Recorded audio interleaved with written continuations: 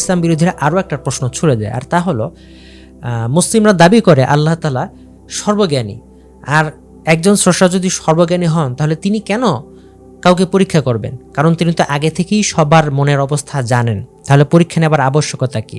এবং আমরা কোরআন হাদিস থেকে দেখি যে শুধু নবী রাসূলদের না, আরও অনেককে আল্লাহ তাআলা পরীক্ষা নেন, সাধারণ মানুষকেও আল্লাহ তাআলা পরীক্ষা করেন। আল্লাহ তাআলা কেন তার বান্দাদেরকে পরীক্ষা করেন এই প্রসঙ্গে আল কোরআনে বেশ কিছু আয়াত এসেছে।